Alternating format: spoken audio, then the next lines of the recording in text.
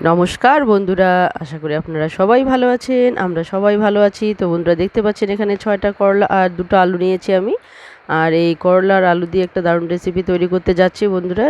তো দেখতে পাচ্ছেন এখানে আমি ২ চামচ পরিমাণ সর্ষে নিয়েছি আর একটুখানি লবণ আর কয়েকটা কাঁচা লঙ্কা নিয়ে এগুলোকে বেটে নিব। তো বন্ধুরা দেখতে পাচ্ছেন এখানে করলা আর আলু যে আছে, তো এই করলা আর আলুকে আমি সুন্দরভাবে কেটে নেব। করলার যে বীজগুলো আছে সেগুলোকে আমি ছাড়িয়ে নেব আর সুন্দর পাতলা পাতলা করে কেটে নেব। তো বন্ধুরা সাধারণত করলা খেতে সবাই পছন্দ করেন না, অনেকে আছেন যারা করলা খেতে একদমই পছন্দ করেন না। তো তাদের বলবো যদি এভাবে রান্না করা যায় তাহলে দেখবেন ছোট থেকে বড় সবাই কিন্তু অনায়াসে খেয়ে নেবে এই করলা। তো দেখতে পাচ্ছেন বন্ধুরা এখানে কিন্তু করলাগুলোকে আমি সুন্দর পাতলা পাতলা করে কেটে নিয়েছি আর সাথে আলুগুলোকেও কিন্তু কেটে নিয়েছি। তো এই আলু আর করলা দিয়ে কিন্তু একটা দারুণ রেসিপি তৈরি হবে। তো বন্ধুরা অবশ্যই স্কিপ না করে সঙ্গে থেকে পুরো ভিডিওটা দেখবেন। তো বন্ধুরা দেখুন এখানে কিন্তু কড়াইয়ের মধ্যে তেল বসিয়ে দিয়েছি আমি আর এখানে দিয়ে দিলাম কয়েকটা কাঁচা পাকা লঙ্কা আর এখানে দিয়ে দেবো হাফ চামচ পরিমাণ কালো জিরে। তো এটা সববারে দিয়ে দিলাম আর এটা দেওয়ার পরে আমি করলাগুলোকে আর আলু যে একসঙ্গে কেটে রেখেছি সেগুলোকে ভালো করে ভেজে নেব। তো বন্ধুরা দেখুন এখানে করলা আর আলুগুলো আমি দিয়ে দিলাম আর এগুলোকে এখন সুন্দর করে ভালো করে ভেজে নেব, একদম সেদ্ধ করে নেব। তো এইভাবে যদি রান্না করা যায় তো বন্ধুরা দেখবেন এর যে করলার যে তিতে অংশ মানে তিতে ভাবটা সেটা কিন্তু অনেকটাই কমে আসে। তো বন্ধুরা অবশ্যই স্কিপ না করে পুরো ভিডিওটা দেখবেন কিভাবে এই করলা চচ্চড়ি রান্না করলে এত সুস্বাদু হবে আর করলাটা তিতা কমে যাবে অনেকটাই। আর ছোটো থেকে বড় সবাই কিন্তু অনায়াসে খেয়ে নিতে পারবে এই করলা। তো বন্ধুরা দেখুন এখানে কিন্তু স্বাদ মতো লবণ আমি দিয়ে দিলাম। তো যেহেতু আমি যে মশলাটা করার সময় কিন্তু একটু সামান্য পরিমাণে একটু লবণ দিয়েছিলাম, তো সেই আন্দাজ মতোই কিন্তু এখানে লবণ দিয়ে দিলাম। তো বন্ধুরা এখন এটাকে আমি ভালোভাবে ভেজে নেব পুরোপুরি। এদিকে কিন্তু আমি মশলাটা রেডি করে নিয়েছি, দেখতে পাচ্ছেন যে সর্ষেগুলো ছিল সেগুলোকে আমি বেটে নিয়েছি। তো সর্ষে আর এখানে লঙ্কা ছিল সেটাও ভালোভাবে বেটে নিয়েছি। এখন এই করলাটা কিন্তু আলুটা যে আছে সেটা কিন্তু পুরোপুরি সেদ্ধ হয়ে গেছে। তো এখানে কিন্তু আমি আগেই হলুদ দেইনি, কারণ আগে হলুদ দিয়ে দিলে কিন্তু এটা বারবার লেগে যেত আর ভাজাটা ভালো হতো না। তো এর জন্য আমি কিন্তু করলা আর আলুগুলোকে আগেই সুন্দর করে ভেজে নিয়েছি। এরপর কিন্তু এখানে হলুদ দিয়ে দেবো সামান্য পরিমাণ আলুর কালারটাকে চেঞ্জ করার জন্য।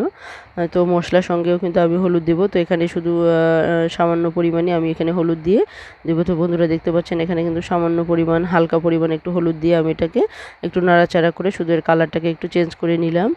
তো মশলাতেও হলুদ দেব। তো মশলাতে হলুদ দিলে কিন্তু এই আলুর কালারটা এরকম একটু চেঞ্জ একটু কমই হবে। তো যদি আমরা ভাজার সময় একটু হলুদ দিয়ে নিই তাহলে কিন্তু এর কালারটা একটু সুন্দরই হয়। তো বন্ধুরা আমি বলবো অবশ্যই যারা করলা খেতে পছন্দ করেন না তারাও যদি এভাবে রান্না করেন তাহলে দেখবেন অনায়াসে করলা খেয়ে নিতে পারবেন। তো বন্ধুরা দেখুন এখানে কিন্তু করলাগুলো কিন্তু পুরোপুরি আমার ভাজা হয়ে গেছে আর এখানে যে সর্ষেটা ছিল সেখানে আমি দিয়েছি হালকা পরিমাণ মানে হলুদ দিয়েছি। এখানে যেহেতু ভাজার সময় আমি একটু হলুদ দিয়ে দিলাম, তো এখানে হাফ চামচের একটু কম পরিমাণ কিন্তু আমি এখানে হলুদ দিয়ে দিয়েছি আর এখানে আমি সামান্য পরিমাণ হাফ চামচেরও হাফ আমি এখানে দিয়ে দেব এখানে কাশ্মীরি লঙ্কা গুঁড়ো দিয়েছি শুধু হালকা একটু কালারটাকে চেঞ্জ করার জন্য। তো বন্ধুরা দেখতে পাচ্ছেন এখানে কিন্তু মশলাটা দিয়ে দিলাম আমি। তো এই মশলাটাকে একটু কষিয়ে নেওয়ার জন্য একটু হালকা আমি জল দিয়ে দিব। তো এটা আমার ছোট্ট একটা বাটি, তো ছোট্ট বাটি দিয়ে একটু হাফ পরিমাণ একটু জল দিয়ে দিলাম। তো দেখতেই পাচ্ছেন এখানে কিন্তু খুবই সামান্য পরিমাণ জল দিয়ে দিলাম। এটাকে শুধু এই মশলাটাকে একটু শুধু নাড়াচাড়া করে গা মাখা করিয়ে নেওয়ার জন্যই। তো বন্ধুরা অবশ্যই যদি আপনারা করলা চচ্চড়ি করার সময় যদি করলাগুলোকে আগেই ভেজে নিয়ে তারপর যদি এটাকে চচ্চড়ি বানান তাহলে দেখবেন এর যে তিতা অংশটা মানে তিতা ভাবটা সেটা কিন্তু অনেকটাই কমে আসে আর এতে করে কিন্তু ছোট থেকে বড় সবাই কিন্তু অনায়াসে করলা খেয়ে নিতে পারবে। তো বন্ধুরা দেখুন এখানে কিন্তু অল্প একটু জল দেওয়াতে কিন্তু এটা কিন্তু খুব সহজেই তাড়াতাড়ি জলটা শুকিয়ে এসেছে আর কিন্তু কষানোটাও হয়ে গেছে। যেহেতু সর্ষে কিন্তু বেশি কষালে পরে এমনিতেই তিতে হয়ে যায়। তো অবশ্যই বলবো সর্ষে দিয়ে যখন আপনারা কোনো রেসিপি তৈরি করবেন তখন কিন্তু সামান্য পরিমাণ জল দিয়ে এটাকে কষিয়ে নেওয়ার চেষ্টা করবেন। তো বন্ধুরা দেখুন এখানে কিন্তু আমি সামান্য পরিমাণে জল দিয়েছি, একটু নাড়াচাড়া করে নিয়েছি। তো এই যে মশলাটাকে একটু মাখা মাখা করে নেওয়ার জন্য।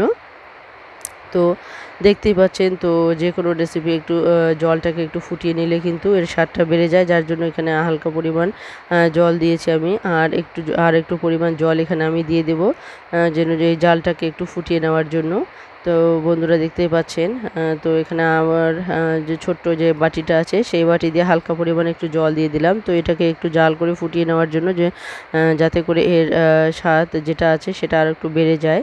তো বন্ধুরা দেখুন, এইভাবে যদি হালকা পরিমাণ জল দিয়ে আপনারা চচ্চড়ি বানান, তাহলে কিন্তু দেখবেন এর যে তিতা অংশটা কিন্তু অনেকটাই কমে এসেছে। অনেকেই আছেন যারা যে মানে মশলা দেওয়ার পরে কিন্তু জল দিয়ে সেদ্ধ করে নেন। এইভাবে রান্না করলে কিন্তু তিতা অনেকটাই বেড়ে যায়। তো আমি বলবো অবশ্যই আপনারা ভাজার সময়ই ভালো করে সেদ্ধ করে নিন, তাহলে কিন্তু পরে আর সেদ্ধ করার কোনো ব্যাপার থাকবে না। তো বন্ধুরা, এই রেসিপিটা আমার কেমন লাগলো অবশ্যই কমেন্টে জানাতে ভুলবেন না। তো নতুন আর পুরনো বন্ধুরা যারা আছেন, ভালোবাসা নিয়ে এতক্ষণ দেখছেন, তাদেরকে অসংখ্য অসংখ্য ধন্যবাদ। তো আশা করি এভাবেই সবসময় পাশে থেকে সহযোগিতা করবেন এগিয়ে যাওয়ার জন্য। তো আপনারা যদি লাইক কমেন্ট শেয়ার করেন, তাহলেই কিন্তু আমরা নতুন নতুন ভিডিও দেওয়ার জন্য উৎসাহ পাই। তো বন্ধুরা অবশ্যই পাশে থেকে সহযোগিতা করবেন।